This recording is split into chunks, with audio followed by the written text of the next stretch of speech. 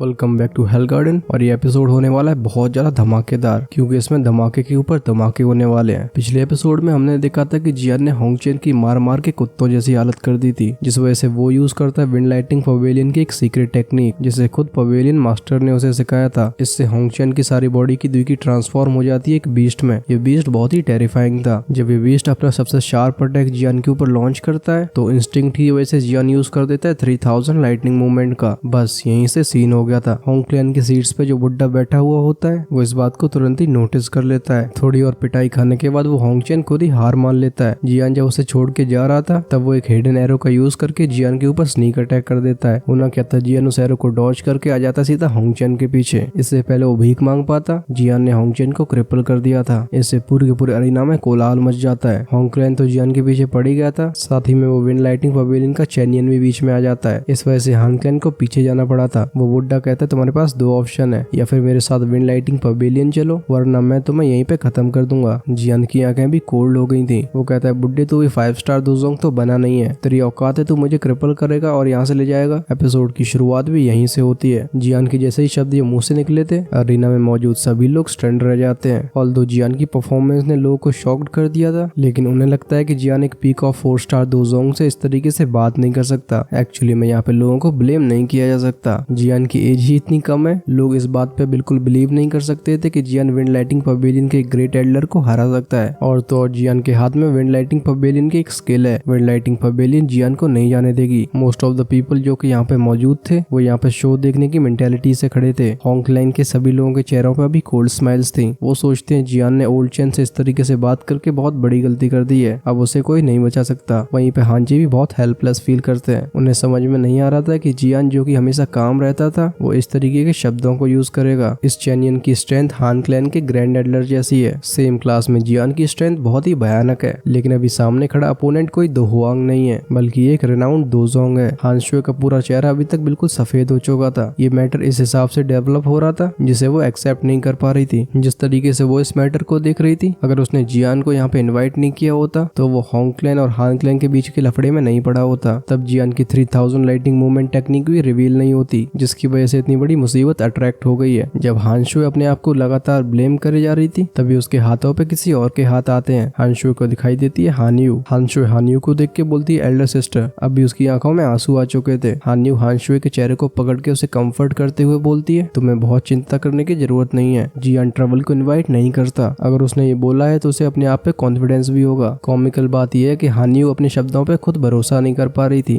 आखिरकार इस चैनियन की स्ट्रेंथ फर्स्ट एल्डर सूचियान से भी खतरनाक थी। रिगार्डलेस जियान कितना भी स्ट्रॉन्ग हो, लेकिन अल्टीमेटली वो एक दो हुआंग है। दोजोंग और दो हुआंग के बीच में क्या गैप होता है वो हान्यू जो कि खुद एक दो हुआंग थी अच्छे से समझती थी। जब सभी के दिलों में अलग अलग विचार आ रहे थे तभी हमारा ध्यान शिफ्ट होता है उस चैनियन की तरफ। थोड़ी देर तक स्टंट रहने के बाद वो तेजी से हंसने लगता है। ये हंसी गुस्से वाली थी। ये पहली बार था जब यंगर जनरेशन ने उससे इस तरीके से बात करी हो। चैनियन ऊपर देख के हंसने लगता है, लेकिन सभी लोग उसकी आंखों में फ्यूरी को देख सकते थे। वो कहता है नए लोग पुराने लोगों को रिप्लेस कर लेंगे, ये बात बिल्कुल सही है। आजकल के नए नए लड़के काफी एरोगेंट हो रहे हैं। ऑलराइट चलो आज मैं भी देखता हूँ कि मैं कैसे अनक्वालिफाइड हूँ। लगता है विंड लाइटिंग पवेलियन के एल्डर को जियान ने पूरी तरीके से गुस्सा कर दिया है। चैनियन के शब्दों में छिपी फ्यूरी को जब हांजी का ग्रुप सेंस करता है तो सभी के एक्सप्रेशन सिंक हो जाते हैं। लेकिन जिसके लिए ये शब्द बोले गए थे जियान, वो बस अपनी काम आंखों से चैनियन को देखे जा रहा था। उसकी आंखों में भी चिलनेस लगातार फ्लैश हो रही थी। विंड लाइटिंग पवेलियन से पंगे लेना जियान शुरू से ही इस मैटर में नहीं पड़ना चाहता था, लेकिन अगर दूसरी पार्टी कहती है कि वो जियान को ऐसे ही मिटा देगी तो फिर वो ऐसा होने नहीं दे सकता था। इस बुड्ढे के साथ विंड लाइटिंग पवेलियन के हेडक्वार्टर्स में जाना ये तो अपने पैरों पे कुल्हाड़ी मारने जैसा है। जैसे ही जियान विंड लाइटिंग पवेलियन में जाता है जहाँ पे उनके सभी एल्डर्स मौजूद हैं, तो फिर अर्थ डीमन पपेट को पोजेस करने के बाद भी जियान वहाँ से बाहर नहीं आ पाएगा। इस सिचुएशन में खुद को प्लेस करना जहाँ पे उसकी जान जानी लगभग तय ही है, जियान ऐसे फुलिश एक्शंस नहीं कर सकता। ऑल्दो ये चैनियन 4 स्टार दोजोंग के पीक का एक्सपर्ट था, लेकिन जियान इससे घंटा नहीं डरता था। उसके पास ऑलरेडी इतने सारे ट्रम्प कार्ड्स हैं जिसकी वजह से यहाँ से भागना भी जियान के दिमाग में नहीं आया था। इस चैनियन को यमलोक का रास्ता दिखाना भी जियान के लिए कोई इम्पॉसिबल बात नहीं थी, लेकिन अगर वो खुद ऐसा करता है तो वो अपने आप को एक वीक स्टेज में पहुंचा देगा। जब जियान की वो आइसी कोल्ड आंखें चैनियन को लगातार देखती रहती हैं तो चैनियन की वो हंसी भी एकदम ग्लूमी हो जाती है। वो अपने हाथों को कर्ल करता है जिससे उनमें लाइटनिंग फ्लिकर करने लगी थी। वो कहता है कि मैं बिल्कुल बिलीव नहीं करता हूँ कि तुम आज मेरे हाथों से बच के जा सकते हो। जैसे ही किलिंग इंटेंट के साथ उसने ये बोला था, चैनियन आगे की तरफ शूट हो गया था। जैसे ही उसका फुट लैंड होता है उसकी बॉडी स्ट्रेंजली डिसअपियर हो गई थी। चैनियन को गायब होते हुए देख हानची के ग्रुप के एक्सप्रेशंस चेंज हो जाते हैं। इस बुड्ढे ने सच में अटैक कर दिया है। हान शुए का चेहरा और भी पेल हो जाता है। तुरंत ही वो हानियों के हाथ को दूसरी तरफ फेंकती है। उसकी बॉडी आगे बढ़ती है। इससे पहले चैनियन अपीयर हो पाता हान शुए जियान के सामने आ गई थी। हान शुए को इस तरीके से आगे बढ़ते हुए देख हानची एकदम शॉक्ड हो जाते हैं। वो चिल्लाते हुए कहते हैं शुए। चैनियन जो कि अपीयर हो चुका था वो हान शुए को देखता है। अभी हान शुए उसको ब्लॉक करने के मूड में थी। वो कहता यू आर कॉटिंग डेथ। ये कहने के साथ ही उसने अपने हाथ को वेव कर दिया था। एक मैजेस्टिक फोर्स तुरंत ही हान शुए के सामने अराइव होती है। इसकी स्पीड बहुत फ्राइटनिंग थी। इस पावरफुल फोर्स को सेंस करके हान शुए की बॉडी एकदम नम पड़ जाती है। हान शुए का काम तमाम होने वाला था तभी एक सेक्शन फोर्स उसे पीछे खींच लेती है। जियान हान शुए की कमर को पकड़ के पीछे विड्रॉ करता है। जियान को इंटरवीन करते हुए देख चैनियन कोल्ड स्नॉट करता है। वेल कोल्ड स्नॉट ऐसे होता है उसके पैरों के पास एक सिल्वर ग्लो फ्लैश होता है। आसमान में कई थंडर्स की आवाज भी आ रही थी। जब जियान विड्रॉ कर रहा होता है तो अपनी बॉडी को शिफ्ट करता है। अभी वो हान शुए की डेलिकेट बॉडी के बारे में नहीं सोच सकता था। जियान हान शुए की तरफ एक पाम थ्रो करता है। इसकी जेंटल फोर्स ने उसे हानची के ग्रुप की तरफ फेंक दिया था। उसने हान शुए को दूर पहुंचाया ही था तभी जियान की आंखें अचानक से श्रिंक हो जाती हैं। एक गोस्ट लाइक फिगर उसके सर के ऊपर अपीयर हुआ था जिसका गोस्ट क्लॉ नीचे काफी तेजी से आता है। एक टेरिफाइंग फोर्स को कंटेन करते हुए हवा को तोड़ता हुआ आगे आ रहा था। चैनियन जिसने जियान के खिलाफ इतने विशेष अटैक को यूज किया है इसको देख के हानची का चेहरा एकदम अगली हो गया था। हान शुए जिसे अभी हानियों ने पकड़ रखा था उसकी बॉडी जियान को देख के लगातार ट्रेम्बल हो रही थी। सबकी शॉक्ड आंखों के सामने गोस्ट क्लॉ जियान के सर के पास अपीयर होता है। जब लोगों को लगता है कि वो इस सीन को नहीं देख सकते और अपनी आंखें बंद करने वाले होते हैं जियान के शरीर में से एक ब्राइट सिल्वर ग्लो फ्लैश होता है। एक ब्लरी सिल्वर फिगर वहां पे अपीयर हुआ था। ये सिल्वरी ग्लो अपीयर ही हुआ था तुरंत ही कंप्लीट सिल्वर आर्म उस वॉल एंड सिल्वर ग्लो में पेनिट्रेट कर देती है। जब इसका कोलिजन होता है चैनियन के उस गोस्ट क्लॉ से तो हमें एक बैंग का साउंड सुनाई देता है। इमीडिएटली एक मफल्ड साउंड और एक फ्राइटिंग एयरवेव प्रोड्यूस होती है। जहाँ से भी रिपल पास हो रही थी ग्राउंड में स्पाइडर वेब जैसे क्रैक्स फॉर्म हो रहे थे। ये सिल्वर आर्म और वो गोस्ट क्लॉ जो कि कोलाइड हुए थे थोड़ी सी देर तक पॉज होते हैं जिसके बाद उस चैनियन की बॉडी ट्रेम्बल होती है। इसकी वॉलेंट एयर वेव्स की वजह से चैनियन कई कदम पीछे लेता है। जैसे तैसे करके उसने अपनी बॉडी को स्टेबलाइज किया था। इस अचानक से बदलाव की वजह से सभी की आंखें सॉलिडिफाई हो गई थी। खासकर उनका शॉक तब डेंस हो जाता है जब उन्हें मालूम पड़ता है कि उस चैनियन ने पीछे स्टेप लिए हैं। चैनियन अपनी बॉडी को स्टेबलाइज करने के बाद अपने सर को ऊपर करता है। अभी उसकी आंखों में एस्टोनिशमेंट देखी जा सकती है जिसे किलिंग इंटेंट ने कवर करके रखा था। इस सिल्वर ग्लो को ध्यान से देखने के बाद चैनियन बोलता है कि तुम कौन हो? ये मैटर मेरे विंड लाइटिंग पवेलियन का है, प्लीज इसमें इंटरवीन मत करो। इस बुड्ढे के सामने वो ग्लो स्कैटर होता है। एक ह्यूमन फिगर जो कि लगता है पूरा सिल्वर से बना हुआ था वो सभी की शॉक्ड आंखों के सामने अपीयर होता है। ये सिल्वरी फिगर कुछ बड़ा नहीं था बल्कि इसे दुबला पतला भी बोला जा सकता है। इसकी स्किन का कलर था सिल्वर और इसकी आंखें थी बिल्कुल लाइफलेस। उनमें बस एक सिल्वरी लाइट को देखा जा सकता था। लोग सबसे ज्यादा शॉक तब होते हैं जब कोई भी इसके अंदर लाइफ का ऑरा सेंस नहीं कर पाता। जैसे ही सिल्वर ग्लो डिसअपियर हुआ था चैनियन का एक्सप्रेशन तुरंत ही स्टन्ड रह गया था। अपनी आईसाइट की हेल्प से वो क्लियरली बता सकता था कि ये बिना किसी विल का पपेट है। और तो जिस बात ने उसे शॉक किया था वो ये थी कि ये पपेट उससे ज्यादा स्ट्रॉन्ग है। वो कहता ये तो पपेट ही है, आखिर ये लड़का ऐसे खतरनाक पपेट को कैसे पोजेस कर सकता है। तभी उस सिल्वरी फिगर के पीछे से एक आवाज आती है। इस आवाज में एक डार्कनेस फील हो रही थी। जियान कहता है मैंने पहले ही बोला था तुम्हारे पास मुझे क्रिपल करने की क्वालिफिकेशंस नहीं है। अगले ही पल में जियान आगे बढ़ता है और चैनियन के सामने अपीयर होता है। चैनियन जियान को डेंस तरीके से देखते हुए एक सिनेस्टर आवाज में बोलता है मैंने ये कभी एक्सपेक्ट नहीं किया था कि तुम एक दोजोंग लेवल के पपेट को पोजेस करते हो। सच में मैंने तुम्हें अंडर एस्टिमेट किया है। जिस इंस्टेंट में चैनियन ने ये शब्द बोले थे हान क्लैन और होंग क्लैन दोनों ही डल हो जाते हैं। एक दोजोंग क्लास का पपेट समखना। जियान बिल्कुल एक्सप्रेशनलेस था। वो चैनियन की तरफ पॉइंट करके बोलता है किल हिम। जियान के मुंह से ये आवाज निकली ही थी वो पपेट अपने पैर को जमीन पे पटकता है। एक शू साउंड के साथ ही अर्थ डीमन पपेट चैनियन की तरफ शूट हो गया था।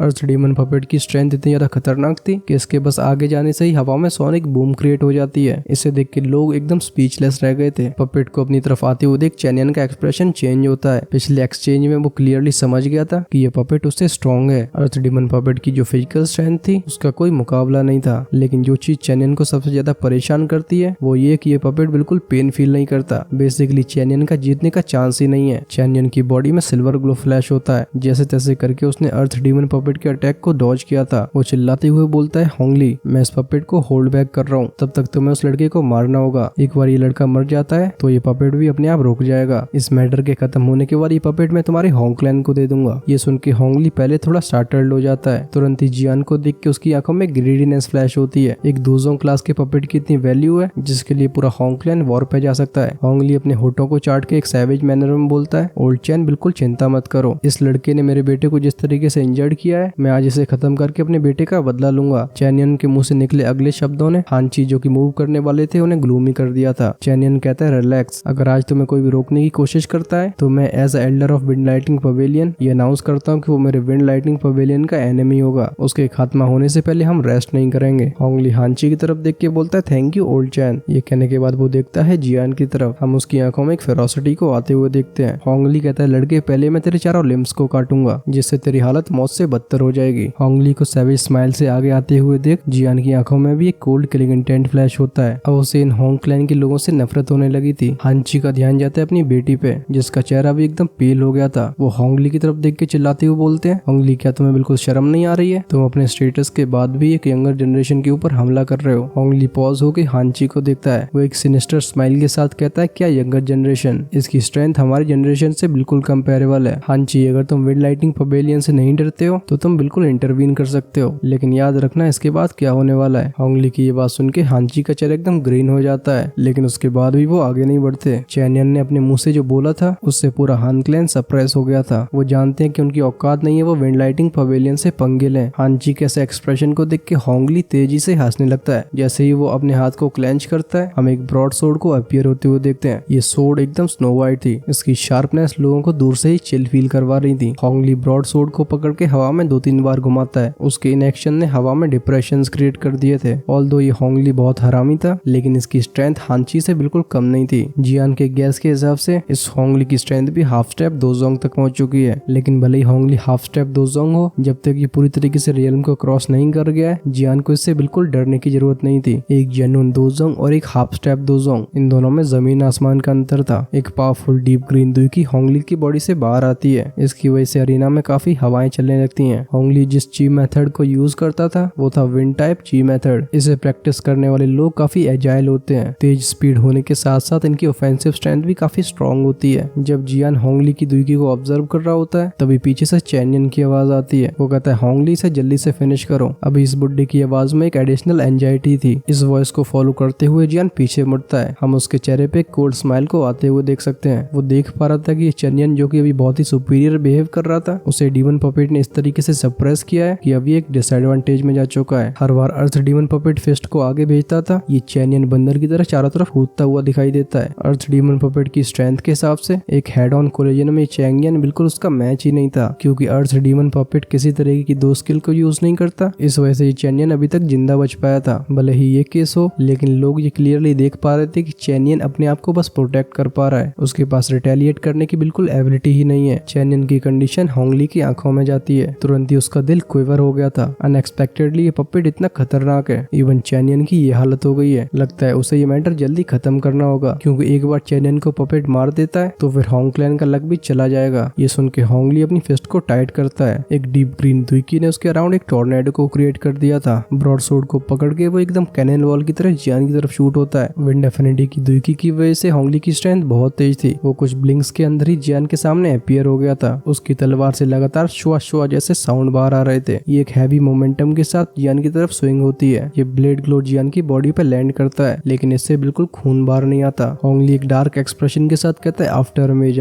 जियान उस आफ्टर इमेज से 10 मीटर की दूरी पे अपीयर होता है। उसकी वो कूल्ड आंखें लगातार होंगली को देख रही थी। जैसे ही जियान अपने हाथ को आगे लाता है, एक जेड ग्रीन फ्लेम वहां पे अपीयर होती है। उसके एक ही इशारे पे ये कई क्लस्टर्स में ट्रांसफॉर्म हो गई थी, जिसमें कुछ इनविजिबल फ्लेम के भी क्लस्टर थे। जैसे ये दो तरीके की फ्लेम्स अपीयर होती हैं, अरीना का टेम्परेचर राइज होने लगता है। एयर में मौजूद मॉइस्चर पूरी तरीके से वेपराइज हो जाता है। इस चेंज को सेंस करके होंगली स्टार्टल्ड हो गया था। अगले ही मोमेंट में एक लाइटिंग स्पीड से वो दोबारा जियान की तरफ भागता है, लेकिन होंगली के स्किलिंग इंटेंट से भरे अटैक को देख के जियान का एक्सप्रेशन बिल्कुल चेंज नहीं होता। तुरंत ही 3000 लाइटिंग मूवमेंट एक्टिवेट हो जाती है। जियान ने बहुत ही अच्छे तरीके से होंगली के सारे अटैक्स को डॉज कर दिया था। जियान की स्पीड ऑलरेडी उस लेवल तक पहुंच चुकी है जहाँ पे होंगली जो कि अभी दोजोंग नहीं बना है उसे कैसे पकड़ सकता था। जब जियान उसके सारे के सारे अटैक्स को डॉज करता जा रहा था, होंगली अब और भी फ्यूरियस हो जाता है। होंगली को होल्ड बैक करने की वजह से जियान को मिलता है टाइम, और इस टाइम का इस्तेमाल करता है जियान इन दोनों फ्लेम्स को मर्ज करने में। जियान की स्ट्रेंथ अब वहां तक पहुंच चुकी थी जब दो हेवली फ्लेम से बने एंग्री बुद्धा लोटस को क्रिएट करना कोई बड़ी बात नहीं रही है। अब वो ये काम काफी स्मूथ तरीके से कर सकता था। इसका बस एक ही फ्लॉ था कि इसे टाइम की जरूरत थी, जिसे कंप्लीट कर देती है 3000 लाइटनिंग मूवमेंट टेक्निक। जैसे ही जियान के हाथ में एंग्री बुद्धा लोटस फॉर्म हो रहा था, इसमें से एक फ्राइटनिंग रिपल बाहर आती है। इस एनर्जी को सेंस करने के बाद होंगली और हांची दोनों के मुंह डब्बे की तरह फटे रह जाते हैं। ये एनर्जी जो कि डिस्ट्रक्शन को पोजेस करती थी, इससे उनके अंदर भी एक हल्का सा फियर क्रिएट हो गया था। हांची अपने माथे से पसीना पहुंच के बोलते हैं, व्हाट अ फ्राइटनिंग दो स्किल। अगर कहीं ये मेरे से टकरा जाती है तो भले ही मेरी जान न जाए, लेकिन मैं सीरियसली इंजर्ड तो हो ही जाऊंगा। वो जियान और होंगली को देखता है जो कि अभी चूहे बिल्ली वाला गेम खेल रहे थे। धीरे धीरे जियान के हाथों में वो एनर्जी एक्सपेंड होते जा रही थी। साइड में खड़े हानियों के अंकल हांटियान बोलते हैं, लगता है जियान ने मेरे ऊपर दया दिखाई थी। आज जिस तरीके से वो परफॉर्म कर रहा है उससे ये बात तो क्लियर हो जाती है कि मैं भी उसके सामने 10 एक्सचेंजेस लास्ट नहीं कर सकता। बड़ी एम्बेरसिंग बात है। हांटियान को अभी समझ में आ रहा था कि कुछ दिनों पहले टेस्ट के टाइम पे जियान ने वो एरोगेंट शब्द क्यों कहे थे। एक्चुअली में हांटियान की छोटी स्ट्रेंथ जियान के सामने कुछ भी नहीं थी। हांची बड़बड़ाते हुए बोलते हैं, जियान का कोई ना कोई बैकग्राउंड तो होगा ही। आज की परफॉर्मेंस से ये बात क्लियर हो जाती है। भले जियान कितना भी बड़ा जीनियस हो, लेकिन खुद से ये सब करना बहुत डिफिकल्ट बात है। अगर हम उस डीमन पपेट को भूल भी जाएं, तब भी जिन हाई क्लास की 2 टेक्निक्स को जियान लगातार परफॉर्म कर रहा है, इवन विंड लाइटनिंग पवेलियन जैसे फैक्शन के डिसाइपल्स भी ऐसी टेक्निक्स को पोजेस नहीं करते। जिस तरीके से हांची उसकी तारीफ कर रहे हैं, इससे ये पता लगाया जा सकता है कि जियान किस फ्राइटनिंग स्टेज पे पहुंच चुका है। फिर भी ये हांची की बस एक एस्टिमेशन थी। जियान की ट्रू स्ट्रेंथ के बारे में उन्हें कुछ पता नहीं होता। हांची की आवाज सुन के हांटियन और बाकी के सब लोग नोट करते हैं। रिगार्डलेस कोई भी कितना जीनियस हो, लेकिन उसकी एबिलिटीज की लिमिट होती है। जब कोई ट्रेनिंग कर रहा होता है तो फिर बाकी चीजों को सीखने में अपना ध्यान लगाना बहुत डिफिकल्ट हो जाता है। और तो और हान क्लैन के सभी लोग जियान की एक और फ्राइटनिंग आइडेंटिटी को जानते थे, जो कि थी एक लेवल 6 के एल्केमिस्ट की। जब तक उसकी स्ट्रेंथ इस फ्राइटनिंग स्टेज पे पहुंची है, उसकी बाकी की एबिलिटीज भी वहां पहुंच चुकी हैं जहां पे कोई ऑर्डिनरी इंसान सोच भी नहीं सकता। इनके पॉइंट ऑफ व्यू से चीज बिल्कुल अनबिलीवेबल थी। इसमें से सिर्फ एक चीज को अचीव करने में ही इंसान को बहुत टाइम लग जाएगा। अगर कोई इतनी कम एज में इन दोनों स्टेज को बराबर तरीके से आगे बढ़ाता है तो उसे मॉन्स्टर के अलावा कुछ नहीं कहा जा सकता। जब तक हांची और हान क्लैन के दिमाग में सब ख्याल चल रहे होते हैं, होंगली जो कि जियान को अभी तक पकड़ नहीं पा रहा था, उसकी पेशेंस भी खत्म हो जाती है। वो कहता है, होंग क्लैन के सभी लोग सुनो, जल्दी से इस लड़के को घेरो। अरीना में मौजूद सभी लोग ये बात सुन के स्टार्टर्ड हो गए थे। अपने मनी मन में कहते हैं, ये होंग क्लैन बहुत ही शेमलेस है। पहले तो ये बुड्ढा एक यंगर जनरेशन से फाइट कर रहा है, अभी अपने क्लैन के नंबर से भी जियान को बुली करना चाहते हैं। आज होंग क्लैन की इज्जत बिल्कुल मिट्टी में मिल गई है। होंगली के इन शब्दों को सुन के होंग क्लैन के कुछ एक्सपर्ट्स हेजिटेट करने लगते हैं, लेकिन वो लीडर के ऑर्डर्स को डिनाई नहीं कर सकते थे। वो दांती मीचते हुए आगे बढ़ जाते हैं। होंग क्लैन के इन एक्शंस को देखने के बाद हान शुए, जिसने अभी रिकवरी किया था, वो तुरंत ही फ्यूरियस हो जाती है। वो कहती है, यू शेमलेस बेस्टर्ड्स। जो डिसेंसी उसने हमेशा बना के रखी थी, वो ये सब छोड़ के तेजी से कर्ज करने लगती है। वो आगे जाना चाहती थी, लेकिन हांची उसे रोक लेते हैं। हान शुए कहती है, फादर, जियान ने हमारे हान क्लैन की बहुत हेल्प करी है, ऐसे में हम उसे अबेंडन नहीं कर सकते। क्यों? हान शुए को इस तरीके से स्ट्रगल करते हुए देख हांची बोलते हैं, लड़की तो आज इतनी रेकलेस क्यों है? अगर तुम जियान की फाइट में इन्वॉल्व होती हो तो तुम उसके ऊपर एक बर्डन बन जाओगी। क्या इससे उसकी हेल्प होने वाली है? ये सुन के हान शुए पॉज होती है। अपने लिप को बाइट करके वो बोलती है, जियान को खुद मैंने हान क्लैन में इनवाइट किया था, मैं उसे इस तरीके से मरते हुए नहीं देख सकती। हांची कहते हैं, तुमने मुझे पागल समझा है क्या? मुझे पता नहीं है कि तुम क्या सोच रही हो? ये देख के हान शुए भी एम्बेरेस्ड फील करती है। जब तक इन दोनों बाप बेटी के बीच में कन्वर्सेशन हो रही थी, तब तक होंग क्लैन के एक्सपर्ट्स भी जियान को घेर लेते हैं। इनके नंबर्स 10 से ज्यादा थे। इनकी वजह से जियान को डॉज करने में परेशानी होने लगी थी। होंगली कहता है, भागो। क्या हुआ, अभी रैबिट की तरह तुम चारों तरफ नहीं भाग रहे थे? एक बार मैं तुम्हारी टांगे तोड़ देता हूँ, तब मैं भी देखता हूँ कि तुम कैसे भागते हो। जियान जो कि रुक गया था, उसे देख के होंगली के चेहरे पे एक सैवेज स्माइल आ गई थी। वो अपनी ब्रॉड सोर्ड को पकड़ के जियान की तरफ बढ़ता है, लेकिन अगले ही पल में उसकी बॉडी स्टिफ पड़ जाती है। जियान अभी एक टॉल प्लेटफॉर्म पे खड़ा हुआ था। उसकी वो काली आंखें होंगली को लगातार देखती हैं। वहीं पे जो उसके हाथ में फ्लेम थी, अब उनका मर्जर भी खत्म हो चुका था। एक पाम के साइज का फायर लोटस जियान के हाथ के ऊपर फ्लोट कर रहा था। जैसे ही ये रोटेट करता था, आसपास के खाली स्पेस में कई स्पेशल लाइंस क्रिएट होती थी, जैसे कि ये जगह इतनी पावर को कंटेन नहीं कर पा रही है। जियान सबसे पहले देखता है होंगली के अगली एक्सप्रेशन को। उसके बाद उसका ध्यान जाता है सारे एक्सपर्ट्स पे जिन्होंने उसे सराउंड करके रखा था। वो एक कोल्ड स्माइल के साथ कहता है, क्यों, क्या हुआ? मेरा पीछा कर करके थक गए हो क्या? होंगली की आंखें तुरंत ही श्रिंक हो जाती हैं। वो चिल्लाता है, पुल बैक। जियान कहता है, इट्स टू लेट। जैसे ही वो स्माइल करता है, उसकी बॉडी किसी घोस्ट की तरह डिसअपियर हो गई थी, लेकिन वो फायर लोटस वहीं पे मौजूद रहता है। जिसके बाद एक ब्राइट क्रिस्टल ग्लो जिसमें इनॉर्मस डिस्ट्रक्टिव स्ट्रेंथ थी, वो अचानक से एक्सप्लोड हो जाता है। ये जो बैंग साउंड प्रोड्यूस हुआ था, उससे ये पूरी स्टेज ब्लास्ट हो गई थी। हम एक बहुत ही enormous jade green fire wave को क्रिएट होते हुए देखते हैं। जहाँ जहाँ से ये फायर वेव जा रही थी, वहाँ से बड़े बड़े क्रैक्स बनते हुए दिखाई देते हैं। इस वेव की स्पीड बहुत ही क्विक थी। कुछ ही सेकंड्स के अंदर जो होंग क्लैन के एक्सपर्ट्स ने जियान को सराउंड करके रखा था, ये उनके पास पहुंच जाती है। ये जैसे कि कोई बहुत बड़ा बीस्ट हो। ये सारे एक्सपर्ट्स एक ही बार में गप्पाक हो जाते हैं। फायर वेव के अंदर सभी लोग मुंह से खून बार फेंक रहे थे। इमीडिएटली वो सारे के सारे फिगर्स पीछे जाते हैं। लगता है वो इस ब्लो में सीरियसली इंजर्ड हो चुके हैं। इन सभी की बॉडीज अभी ग्राउंड में घिसटती हुई जा रही थी, जिससे 100 मीटर बड़ा स्कार क्रिएट होता है। ऐसे सीन्स को देख के सभी की बॉडी में गूज़बम्प्स आ रहे थे। इस फायर वेव ने आधे से ज्यादा अरीना को कवर कर लिया था। ड्यू टू हाई टेम्परेचर लोग पसीने से नहाने लगते हैं। ट्रेम्बलिंग हाथों से वो अपने फोरहेड से पसीना पहुंच रहे थे। इस शॉकिंग फायर वेव को देख के सभी के मुंह का पानी सूख गया था। वो इसमें से ऐसी डिस्ट्रक्टिव स्ट्रेंथ को फील कर रहे थे जिससे उनकी रूहें कांप गई थी। वो सच में डेथ का टेरर था। फायर लोटस के इस एक्सप्लोजन में उन्होंने डेथ का थ्रेट देखा था। अच्छी बात है एक्सप्लोजन ऑडियंस की तरफ नहीं आता, लेकिन फिर भी जिनकी सीट्स आगे थी उन्हें लग रहा था कि उनकी बॉडीज बॉयल हो रही हैं। कुछ लोगों के कपड़े चीज साउंड के साथ बर्न होने लगते हैं, जिससे उनके बीच में पैनिक फैल गया था। ये फायर वेव 1 मिनट तक फैलती रहती है। जब ये ग्रेजुअली स्टॉप हुई थी तब तक पूरे अरीना को काफी डस्ट ने कवर कर लिया था। लोगों को दिखाई नहीं दे रहा था कि वहाँ पे क्या हो रहा है। बाहर से एक हवा आती है जो यहाँ की डस्ट को आसमान में ले जाती है। डस्ट के स्कैटर होने के बाद वो स्काई स्टोन स्टेज सबकी आंखों के सामने आती है। लेकिन जो सीन वहाँ पे अपीयर हुआ था उससे पूरी ऑडियंस डल स्टेट में चली गई थी। उन्हें दिखाई देता है एक पिट होल जिसका डायमीटर 100 मीटर से ज्यादा होगा। इस होल के चारों तरफ नसों की तरह क्रैक्स फैले हुए थे जो कि देखने में बहुत टेरिफाइंग लगते हैं। सभी की नजरें वहाँ पे टिकी रहती हैं। कोई अपने डल स्टेट से बाहर नहीं आ पा रहा था। ये मास डिस्ट्रक्शन बस एक दो हुआंग ने क्रिएट किया है। कोई पहले बताता तो ये बिलीव नहीं करते। कई सालों से टियानबे सिटी में रहने की वजह से उन्हें अच्छे से पता था कि ये स्काई स्टोन स्टेज कितनी हार्ड है। रिकॉर्ड्स के हिसाब से एक एलीट दोजोंग की अटैक को भी स्टेज झेल सकती है। लेकिन जो सीन जियान ने क्रिएट किया था उसके हिसाब से ये रिकॉर्ड बिल्कुल गलत है, या फिर जियान का ये अटैक एलाइट दोजोंग से काफी आगे आ चुका था। यहाँ पे सभी लोगों ने सीन को देखा था, इस वजह से उनके दिमाग में ये सेकंड पॉसिबिलिटी ही आती है। ऑल्दो ये पहले से मानते थे कि एक दो हुआंग दोजोंग लेवल की फाइटिंग स्ट्रेंथ को शो नहीं कर सकता, लेकिन सामने क्रिएट हुआ ये फायर पिट उसका सबूत है। हांची की पूरी टोली के मुंह भी डब्बे की तरह फटे थे। कुछ समय बाद वो जैसे तैसे रिकवर होते हैं। वो इस फायर पिट के चारों तरफ देखते हैं। यहाँ पे आधे से ज्यादा होंग क्लैन के मेंबर्स पड़े हुए दिखाई देते हैं जिनकी बॉडी एकदम जल चुकी है। इनमें से कुछ लोगों की सांसें चल रही हैं, लेकिन फिर भी इनकी कंडीशन बहुत सीरियस है। इन जले हुए एक्सपर्ट्स को देख के हांची कहते हैं इस बार होंग क्लैन को एक बड़ा नुकसान झेलना पड़ा है। जिन 10 से ज्यादा एक्सपर्ट्स ने जियान को सराउंड किया था उनकी स्ट्रेंथ 2 हुआंग क्लास की थी। भले ही इस तरीके की स्ट्रेंथ होंग क्लैन में पीक पे न हो, लेकिन ये होंग क्लैन की बैकबोन थे। एक ही बार में इनका सफाया होंग क्लैन को पागल कर देगा। साइड में खड़ी हांशु एक सीरियस आवाज में बोलती है फादर जियान कहाँ पे है? हानी ऊपर देख के बोलती है आसमान में। ये सुन के सभी की नजरें जाती हैं आसमान की तरफ। अभी एक स्किनी फिगर वहाँ पे फ्लोट कर रहा था। उसकी पीठ पे 10 फीट से ज्यादा बड़े क्रिस्टल बोन विंग्स थे। अभी हम उन्हें फ्लैप करते हुए देख सकते हैं। जैसे ही वो फ्लैप होते थे उनमें से एक लाइटनिंग साउंड बाहर आता था। सभी की नजरों के सामने जियान अपने विंग्स को फ्लैप करता है। वो अपीयर हुआ था उस पिट के एंड में। होंग क्लैन के एक्सपर्ट्स जो जैसे तैसे करके ऊपर आने की कोशिश कर रहे थे, जियान इमोशनलेस आंखों से उन्हें देखता है। एक इशारे पे हैवी जुआन रूलर उसके हाथ में अपीयर हुई थी। पैर को आगे बढ़ाते हुए वो आ जाता है एक वुंडेड एक्सपर्ट की साइड में। बिना कुछ कहे वो उसके ऊपर ऐसे हमला करता है जैसे इंसान नहीं बल्कि एक बॉल हो। कोलिजन पे सुनाई देता है क्रैक वाला साउंड। जैसे ये हैवी रूलर उसकी बॉडी में जाके टकराई थी, वो 2 हुआंग कल्टिवेटर एक कैनन बॉल बन गया था। हड्डियों के क्रैक की साउंड पूरे अरीना में गूंजती है, जिससे लोग चिल फील करने लगे थे। वो जानते थे कि जियान ने जिस तरीके से रूलर को घुमाया है, अगर वो बंदा रिकवर हो भी जाता है तभी वो क्रिपल ही रहेगा, अनलेस होंग क्लैन को कोई ऐसी पिल मिले जो कि उसकी बोन्स को हील कर सके। सिर्फ एक एक्सपर्ट की ऐसी हालत करके जियान नहीं रुकता। उसका ध्यान जाता है एक और बंदे पे जिसने फायर लोटस के एक्सप्लोजन को सर्वाइव कर लिया था। जैसे ही उसकी आंखें जियान की आंखों से कांटेक्ट करती हैं, उनमें एक हॉरर फ्लैश होता है। इससे पहले वो अपने वेपन को बाहर निकाल पाता, एक फिगर उसके सामने फ्लैश होता है। आंखों में एक्सपेंड होती है वो हैवी रूलर। फिर क्या बेसबॉल की तरह वो 100 मीटर दूर जाके गिरता है। किसी को नहीं पता था कि वो जिंदा है या फिर नहीं। इसको भी ठिकाने लगाने के बाद जियान का एक्सप्रेशन और कोल्ड हो जाता है। वो ढूंढता है अपना एक और टारगेट। पूरा अरीना साइलेंट मोड में जियान को देखे जा रहा था, जो होंग क्लैन के एक के बाद एक एक्सपर्ट को बेसबॉल की तरह अरीना से बाहर फेंक रहा है। जियान के कोल्ड और इंडिफरेंट चेहरे पे कोई हेजिटेशन नहीं थी। भले ही ये लड़का यंग दिखाई दे रहा हो, लेकिन इसकी टैक्टिक्स बहुत ही विशियस थी। जियान के इन एक्शन से ये बात क्लियर हो जाती है कि वो पूरे होंग क्लैन को क्रिपल करना चाहता है। जियान के इन एक्शंस को देख के हांची की भी धड़कनें बढ़ गई थी। ऑल्दो जियान काफी विशियस बिहेव कर रहा था, लेकिन उसके एक्शंस डिसाइसिव थे। आज की सिचुएशन के बाद जियान के दिमाग में ये बात तो क्लियर हो ही गई थी कि उसके और होंग क्लैन के बीच में बस एक ही रिलेशनशिप रहने वाला है, और वो है मार्काट का। जब तक एक भी पार्टी जिंदा रहती है ये दुश्मनी खत्म नहीं होने वाली। और अगर ऐसी बात है तो जियान होंग क्लैन की स्ट्रेंथ को इतना कम कर देगा जिससे उनकी बदला लेने की औकात ही न बचे। जियान अपने एनिमीज पे बिल्कुल मर्सी नहीं दिखाता था। जब वो होंग क्लैन के बिल्कुल कोर को डिस्ट्रॉय करेगा तभी उसकी फ्यूचर की परेशानियां खत्म होंगी। कोई भी जियान को ब्लेम नहीं कर सकता था। अगर ब्लेम करना ही है तो होंग क्लैन को ब्लेम करना चाहिए, जिसने जियान को हल्के में समझ के पंगे ले लिए हैं। होंग क्लैन की लास्ट मेंबर पे जियान अपनी हैवी रूलर को घुमाता है, जिससे सुनाई देता है एक बैंग वाला साउंड। जियान को इस बात की बिल्कुल चिंता नहीं थी कि उस बंदे की जान बची है या फिर नहीं। जियान अपने सर को घुमा के पीछे देखता है। थोड़ी दूरी पे एक फिगर दिखाई दे रहा था जो कि भी खड़ा भी नहीं हो पा रहा था, और वो इंसान था होंगली। अभी उसके बाहरी कपड़े फट गए थे थे। एक वेस्ट जो कि ग्लो कर रहा था उन फटे हुए कपड़ों के अंदर से दिखाई देता है। क्लियरली ये आइटम कोई ऑर्डिनरी नहीं था। एंग्री बुद्धा लोटस के एक्सप्लोजन को इसने इसी इनर वेस्ट की वजह से सर्वाइव कर पाया। अभी होंगली के बिखरे हुए बालों के नीचे दिखाई देती हैं वो विशेष आंखें। उसने जियान के एक्शंस को पर्सनली विटनेस किया था। जब जियान होंग क्लैन के मेंबर्स को बेसबॉल की तरह मार रहा था तो होंगली की आंखों से खून के आंसू निकल रहे थे। जियान की इस हैवी रूलर की स्ट्रेंथ को उसने खुद विटनेस किया है। बहुत कम ही क्लैन मेंबर्स होंगे जो सर्वाइव कर पाए होंगे। इस बार होंग क्लैन को बहुत ही हैवी लॉस हुआ है। होंगली अपनी कांपती हुई उंगलियों को जियान की तरफ पॉइंट करता है। वो कहता है, जियान तुमने हमारे होंग क्लैन के इतने सारे मेंबर्स को मारा है। जब तक हम दोनों में से कोई एक नहीं बचेगा हमारा होंग क्लैन बिल्कुल रेस्ट नहीं करेगा। जियान एक स्माइल के साथ कहता है, ऐसा पहले से ही नहीं है क्या? जियान की मुस्कान में एक कोल्डनेस छिपी हुई थी। वो इस होंगली का भी आगे बढ़ के काम तमाम करने ही वाला था। तभी स्काई स्टोन स्टेज के एक और कॉर्नर से एक मफल्ड साउंड सुनाई देता है। इस आवाज को जियान फॉलो करता है। जो नजर आया था उससे जियान और भी खतरनाक तरीके से स्माइल करने लगा था। वो देखता है जब चैनियन अर्थ डीमन पपेट से टकराता है तो इस कोलिजन की वजह से उसके मुंह से खून बाहर आया था। भले ही अर्थ डीमन पपेट दो टेक्निक्स को परफॉर्म नहीं करता हो लेकिन उसकी फिजिकल स्ट्रेंथ इतनी फ्राइटनिंग है कि उसके नॉर्मल अटैक्स भी दो टेक्निक्स जैसे ही हैं। अगर मामला इस तरीके से कंटिन्यू होता रहता है तो चैनियन के पास कुछ ज्यादा टाइम नहीं बचा। आफ्टर ऑल अर्थ डीमन पपेट कोई पेन फील नहीं करता है और न ही उसके पास कोई इम्पेशंस है क्योंकि जियान ने चैनियन को किल करने का ऑर्डर दिया है। तो भले ही चैनियन मर नहीं वाला हो तब भी अर्थ डीमन पपेट उसके ऊपर पंच लॉन्च करेगा। इस फाइट में इंजरीज को सफर करने के बाद चैनियन का चेहरा और भी ग्लूमी हो गया था। अपनी आंखों के एक कॉर्नर से वो जियान को देखता है। चैनियन कहता है, ये होंग क्लैन के लोग सच में बहुत यूजलेस है। वो चिल्लाते हुए कहता है, होंगली तुम होंग टियानशा को क्यों नहीं बाहर निकाल रहे हो? क्या इस लड़के के हाथों से अपने क्लैन को बर्बाद होते हुए तुम देखना चाहते हो? चैनियन की ये बात सुन के होंगली स्टार्टल्ड हो जाता है। अपनी डेंस नजरों से जियान की तरफ देखते हुए वो एक सिनिस्टर आवाज में बोलता है, लड़के क्योंकि तूने मेरे होंग क्लैन के इतने मेंबर्स को मार दिया है तो आज तेरी जान बिल्कुल नहीं बचेगी। जैसे ही उसके मुंह से आवाज बाहर निकली थी तुरंत ही उसके हाथ में एक जेड प्लेट अपीयर होती है जिसका रंग होता है लाल। होंगली से तुरंत ही क्रश कर देता है। उसने इस जेड प्लेट को डिस्ट्रॉय किया ही था तभी एक फिगर उसके सामने अपीयर होता है। जब वो ऊपर देखता है तो उसे दिखाई देता है एक सिनिस्टर चेहरा। वो एक शॉक के साथ पीछे जाने की कोशिश करने लगता है लेकिन अब इतना टाइम कहाँ था क्योंकि अगले पल में सुनाई देती है एक बैंग वाली साउंड। जियान ने जैसे अपनी हैवी रूलर को घुमाया था ये एक बूम साउंड को प्रोड्यूस करते हुए होंगली की बॉडी में जा टकराती है। होंगली मुंह से खून को फेंकते हुए तेजी से नीचे जाने लगता है। ऑफ कोर्स यहाँ पे बात हो रही है स्पिड की। फाइनली वो एक लार्ज रॉक में जा टकराया था। बड़े बड़े रॉक फ्रेगमेंट्स चारों तरफ फैल जाते हैं। होंगली की बॉडी कई बार कांपती है लेकिन एंड में जाके वो बिल्कुल शांत हो गई थी। जैसे ही जियान ने होंगली को कैनन बॉल बना के पीछे फेंका था उसके कानों में एक ट्रांसमिशन आता है। ये आवाज थी हांची की। हांची कहते हैं, जियान यहाँ से जल्दी जाओ, होंगली ने ऑलरेडी एक मैसेज को सेंड कर दिया है। होंग क्लैन का एंसेस्टर आता ही होगा। उस बंदे की स्ट्रेंथ इस चैनियन से थोड़ी स्ट्रॉन्ग ही है। ये सुन के जियान एक डीप ब्रेथ लेता है। हान क्लैन की तरफ एक बार हाथ कप करके उसने अपने वोन विंग्स को एक्टिवेट करके फ्लैप कर दिया था लेकिन जैसे ही जियान अपने डीमन पपेट को वापस बुलाने वाला था टियानवे सिटी के एक कॉर्नर से एक डेंस किलिंग इंटेंट से भरा हुआ ऑरा फैलने लगता है। अगले ही पल में किसी की थंडर जैसी आवाज आसमान में गूंजती है। वो कहता, तूने मेरे होंग क्लैन के मेंबर्स को मारने की कोशिश करी है, आज मैं तेरे कॉर्प्स के 1000 टुकड़े करूंगा। अब पता नहीं वो जियान की हड्डियों का चूरमा बना के क्या करना चाहता था। हाँ तो भाई कहानी में आ गया एक और ट्विस्ट। इसकी वजह से जियान अगले एपिसोड में लेगा कुछ क्रेजी एक्शंस जिन्हें देखने में आपको बहुत मजा आएगा। कमेंट्स में बताओ ये एपिसोड कैसा लगा है। अभी जरूरी कामों की वजह से मैं भले ही सबका रिप्लाई नहीं कर पाता हूँ लेकिन कोई भी कमेंट मुझसे छूटता नहीं है। आप अपने आइडियाज सजेशंस वहाँ पे शेयर कर सकते हो। वीडियो को डिस्क्रिप्शन में मिल जाएगी तुम्हें इसकी प्लेलिस्ट जहाँ पर शुरू से सारे के सारे एपिसोड्स अवेलेबल हैं। तो फिर नए मेंबर्स प्लीज उन्हें जरूर चेक करना। पिछले एपिसोड को नहीं देखा है तो लेफ्ट में क्लिक कर सकते हो, राइट में अवेलेबल करवाया जाएगा नेक्स्ट एपिसोड। बाकी का ये बताओ कि BTTH के बाद क्या करना चाहिए। चलो मैं मिलता हूँ तुम्हें नेक्स्ट एपिसोड में, तब तक के लिए टाटा बाय बाय।